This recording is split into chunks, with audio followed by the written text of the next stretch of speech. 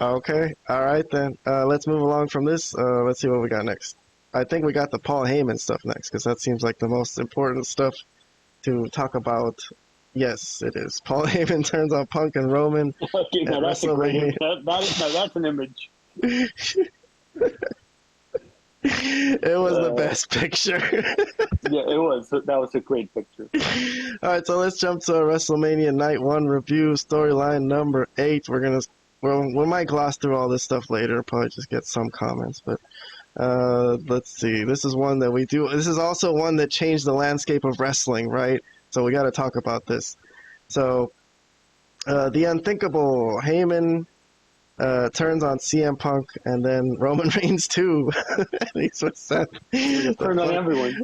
Okay, I'm gonna go through the pictures just real quick. So not in detail, but I'm gonna just go through like the low blows and like the order of events that happened at the end. So this is night 1. I'm going all the way back up to WrestleMania night 1.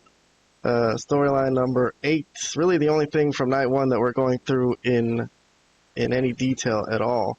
Nothing else from night 1 that I'm going to cover. So this is where it all came to pass, where Heyman had to choose, and he passed the steel chair to CM Punk. So he chose Punk at first. And then, here's Roman looking like, oh no, he's not with me. And then he low blows Punk. So the first low blow. There you go. I guess it didn't look as bad as I thought it did the first time. First time I saw it, I was like, it definitely didn't look as good as the Roman one. But, okay. So Roman's happy. Roman thinks, so Paul Heyman passes Roman the steel chair, and then Roman does a beating on CM Punk with the chair. So, looking good for Roman at the minute, and then he's going to do the same steel chair shot that Seth Rollins did to him, he's going to do back to Seth Rollins. So this was the imagery that they were setting up.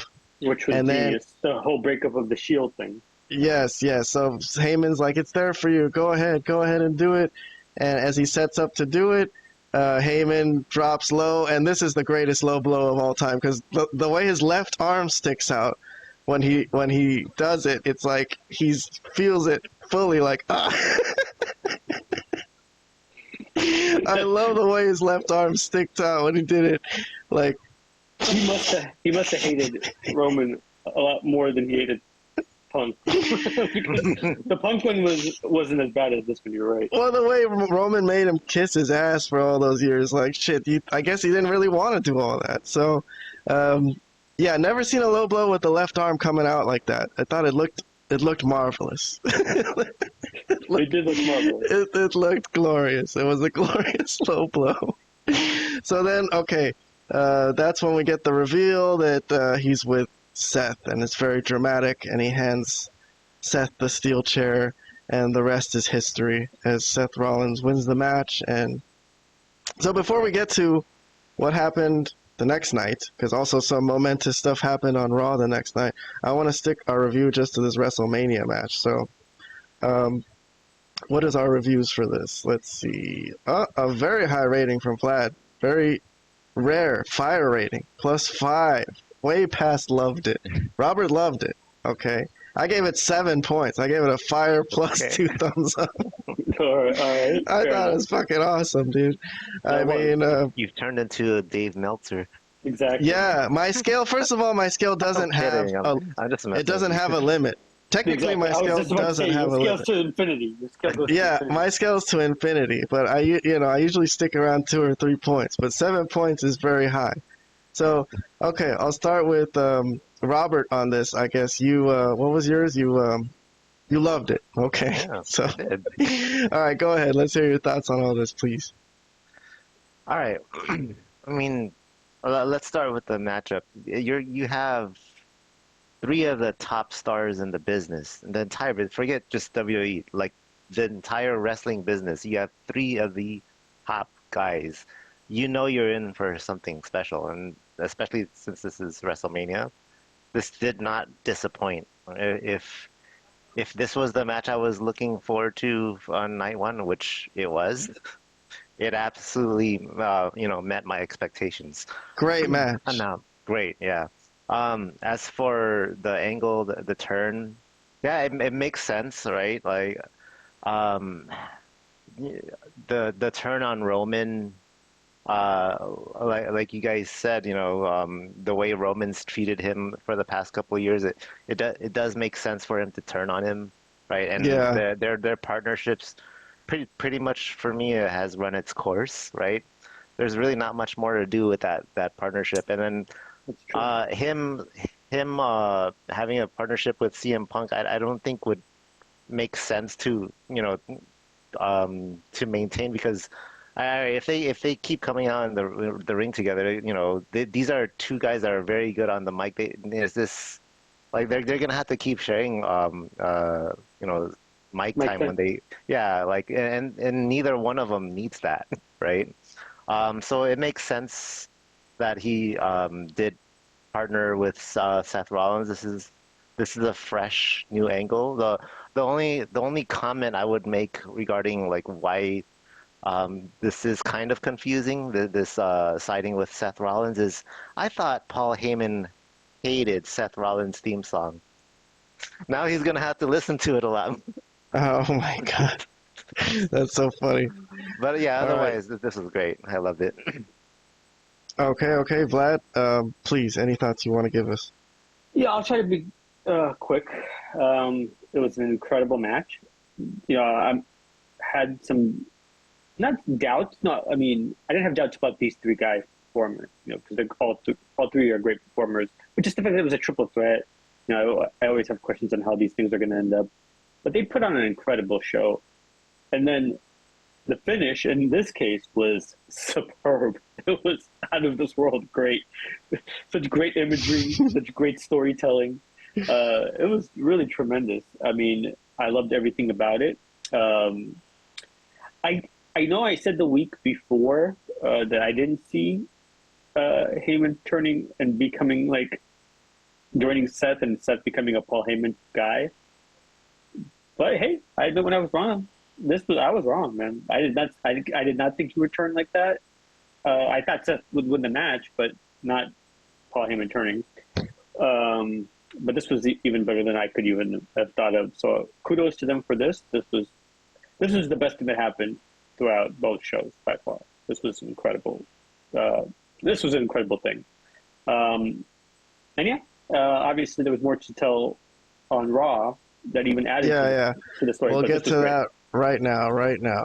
Yes. So I also thought it was great. It was surprising, even though it crossed my mind. Remember, we talked about it. I was like, maybe it could happen, but I guess not. But it was still surprising that it happened. So it was cool. All right. Next one is the aftermath of this. Yes, the fallout. So this is from Raw, where Braun Breaker joins the stable. So that's the big happening on Raw. That was a big major development. So let's go to our reviews on 421, the day after WrestleMania, storyline number 3 on our review blog post in the description below if anyone's interested. It's very good reading. It's good toilet reading when you're taking a shit. You know what I mean? Okay. So the fallout to WrestleMania Saturday sees chaotic end to post WrestleMania Raw. So the follow. Well, I guess I'll go through this one too, real quick. I think it started with just the fact that CM Punk obviously was just not going to let Seth Rollins talk that much. So Seth Rollins came out to cut a promo with Heyman, and out comes Punk, and he's just going to start swinging away, right? Which I thought was good. That was cool. That was funky. And then he sees Heyman, and this is like the continuation of WrestleMania. Like, this is so good, and this is on Raw. This is really hot stuff.